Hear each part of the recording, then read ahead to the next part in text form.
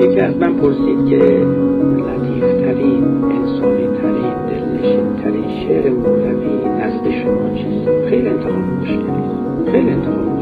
خداییش 60,000 بیت مولانا شعر داره، 25,000 تا در مثنوی، 35,000 تا در دیوان شمس. خب چجوری میشه گفت؟ اما اونی که من اونجا گفتم و الان هم نزد شما میگم بر همین عقیده، اون بیت این است و اینجا سرآغاز خداشناسی گفت که تو مگو ما را بدون شه بار نیست، با کریمان کارها دشوار نیست.